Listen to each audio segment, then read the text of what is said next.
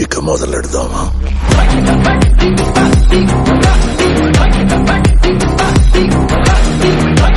అందరికీ ముందుగా మనం వీడియో స్టార్ట్ చేసే ముందు ఈరోజు అందరికీ నూతన సంవత్సర శుభాకాంక్షలుతో మన వీడియో అయితే స్టార్ట్ చేస్తున్నాం. మన రైతులకి, మన సబ్స్క్రైబర్స్కి, మన గ్రామ ప్రజలకి అందరికీ wish you happy new year. ఈ సంవత్సరం నుంచైనా సరే మనం కొత్తగా ఒక కొత్త రెజల్యూషన్ పెట్టుకొని మనకి అంతా మంచి జరగద్దని అనుకుంటూ మనమైతే ఈ సంవత్సరాన్ని కొత్తగా అయితే ప్రారంభిద్దాం అన్నమాట. మనం రైతులం కాబట్టి మనకి వేరే ఆప్షన్ ఏమి ఉండదు. మనకు తెలిసింది ఒక వరి కాబట్టి సో అందరం మనం వరితో అయితే స్టార్ట్ అయితే చేస్తాం అన్నమాట. అందరికీ మన యొక్క రైతు బిడ్డలకి, రైతులకి అందరికీ నూతన సంవత్సర శుభాకాంక్షలతో మనమైతే ఈరోజు అయితే షుగర్లెస్ వరిలోకి అయితే వచ్చామన్నమాట. ప్రజెంట్ మనం 2 days అయితే అయిందనమాట. మనం రెండో కోట ముందు కోట అయితే సో ఇప్పుడైతే వీటికైతే మనం లైట్గా నీళ్లు కానీ పెట్టుకుంటే మంచిగా అయితే ఉంటుంది. సో అందుకనైతే మనమైతే ఫస్ట్గా నీళ్ళు అయితే తీసేద్దాం. సో కాలువకు కూడా పెద్దగా రావట్లే. ముందుకైతే ఇక్కడైతే తీసేసామంటే ఎన్నో కానీ నీళ్ళు అయితే మనకైతే పోతాయి కాబట్టి సో ఇక్కడైతే దాన్ని అడ్డం వేసేస్తున్నాం అన్నమాట. ఫైనల్గా మనం అయితే నీళ్ళు అయితే పెట్టేసామన్నమాట. సో నీళ్ళు అయితే బాగా తక్కువ ఉంది కాబట్టి పెట్టి తీస్తే ఉదయం కల్లా బాగా పారిపోతాయి కాబట్టి మనం అయితే నీళ్ళు అయితే తీసేసాము.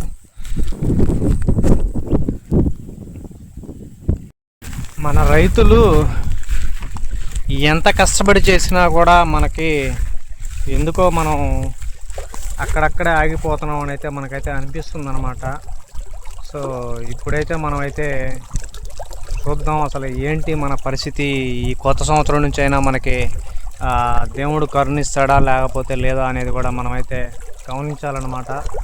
సో ఇప్పటికి వరకు మనం ఆల్రెడీ దెబ్బతినింది ఆల్మోస్ట్ అయిపోయింది. సో ఇంకనైనా మనల్ని కరుణించేది లేదనేది ఈ కొత్త ఏడాదితో అయినా మనమైతే చూద్దాం అన్నమాట. అసలు ఏంటి మన రెజల్యూషను, అందరికీ ఒక రెజల్యూషన్ ఉంటుంది అన్నమాట. సో కొత్త సంవత్సరం నుండి మన కొత్త సంవత్సరం నుంచి మన రైతులకి ఎటువంటి రెజల్యూషన్ ఉంటుంది ఏంటనేది మనమైతే చూద్దాం. కనీసం ఇక్కడి నుంచైనా మనం లాభాల్లో పోతామా లేదా అనేది మనమైతే చూద్దాం అన్నమాట. సో మన రైతుల యొక్క కష్టాలని ఈ కొత్త న్యూ ఇయర్ అనేది ఏ విధంగా తీసుకుంటుందో మనమైతే చూద్దాం. సో యాజ్ ఇట్ ఈజ్ మనకి లాస్ట్ ఇయర్ లానే ఈ కొత్త సంవత్సరం కూడా ఉంటుందా లేకపోతే ఏమన్నా కొద్దిగా మెరుగ్గా ఉంటుందా ఈ సంవత్సరం నుంచి అనేది అయితే మనమైతే గమనించాలన్నమాట. సో ఇది మన షుగర్లెస్ ఏజ్ అయితే మనం ఇప్పటికి 12 days అయితే అయిపోయింది. డేస్కి మన షుగర్లెస్ అయితే ఈ విధంగా అయితే ఉందన్నమాట. సో ఇది మనం వేసాము నారుడుగు కాబట్టి కొద్దిగా ఉన్నింది. సో ఇది నీకు చిక్కగా కనిపిస్తుంది. సో బెంగాలీ నాట్లు అయితే నీకు ఆల్మోస్ట్ అక్కడక్కడ పలసంగా అయితే కనిపిస్తుంది అనమాట. వాళ్ళకే మనకు డిఫరెన్స్ ఇది. సో వాళ్ళు వేసే యాతే కరెక్ట్ నన్ను అడిగితే మన దాని మీద పోలిస్తే. సో చూడాలా ఈసారి మనకు అసలు ఏంటి పరిస్థితి. నాట్లు చూస్తే మనకి పెద్దగా కూడా అనిపించట్లే ఎంత మాత్రం ఏంటి అనేది అయితే మనం చూద్దాం అన్నమాట.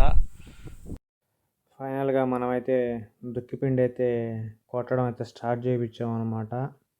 సో ఎక్కడ ఏ విధంగా కొట్టాలో ఈ మనిషిని కానీ చూస్తే మనకైతే క్లియర్గా అర్థం అవుతుంది.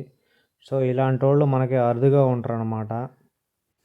ఈ విధంగా మనకి చిన్నగా వచ్చి యారం టు యారం మొత్తం క్లియర్గా కొట్టారంటే ఎక్కడ కూడా మనకి ఇబ్బంది లేకుండా అయితే దుక్కిపిండి మొత్తం పడిపోద్ది. ఈ విధంగా కొట్టుకోవడం వల్ల ప్రతి కర్రకి దుక్కిపిండి అందడం వల్ల కర్ర అనేది మ్యాక్సిమం సాగకుండా బతికేదానికి ఛాన్స్ ఉంటుంది. నీళ్ళు కూడా ఏ విధంగా పెట్టాడో ఈ వీడియో చూస్తే మీకైతే అర్థం అవుతుంది అనమాట.